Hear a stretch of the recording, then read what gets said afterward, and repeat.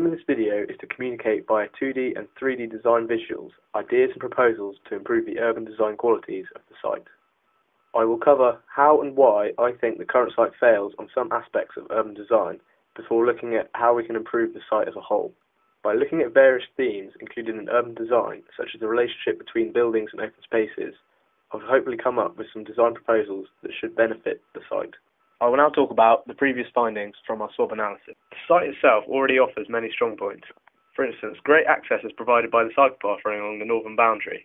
The cycle path also generates a flow of people, as do the surrounding estates.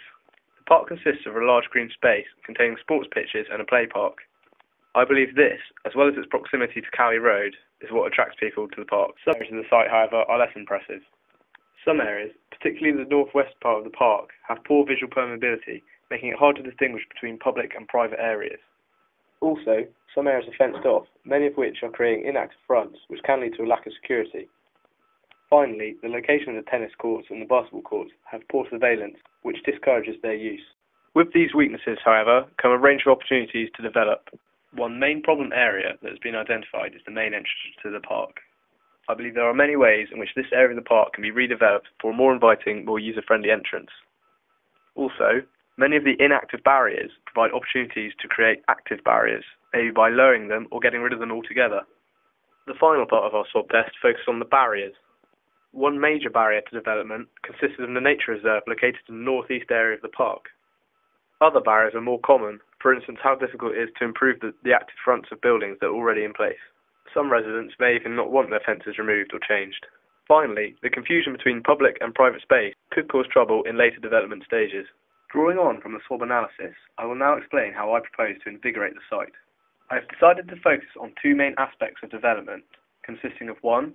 Enhancing green and blue networks, and 2. Improving movement networks throughout the site. Firstly, enhancing the green and blue networks. The site already offers ample opportunities to expand and diversify the green and blue networks. To achieve this, I plan to do 4 main things. Firstly, to rework the stream system to make it more of a feature. Secondly, to turn the leftover land in the northwest corner of the site into allotments. Thirdly, the renovation of barriers into more green alternatives. And finally, the implication of fountains or other artwork to improve the site. Here, we can see how the stream system has been reworked to incorporate a fountain. This increases the vitality of the park and also provides an attractive feature.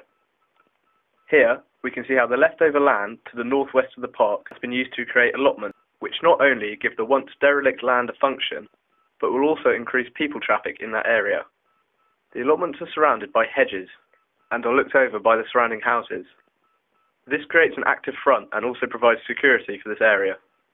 Here, a high, imposing factory wall has been replaced by a green barrier. This is not only more aesthetically pleasing, but also adds to the vitality of the park. These 2D plans show some of the intended design actions.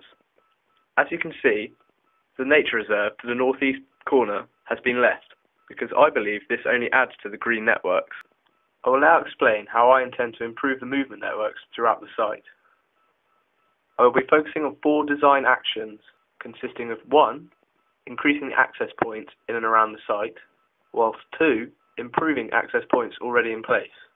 I will also be looking to implement new paving to help spread the people traffic throughout the site. At the same time, I want to maintain a main entrance to help draw people in. I believe the current main entrance is unsatisfactory and does not do the space behind it any justice.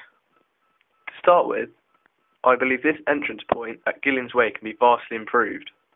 I think that by opening it up like this, the security given by the surrounding houses is increased.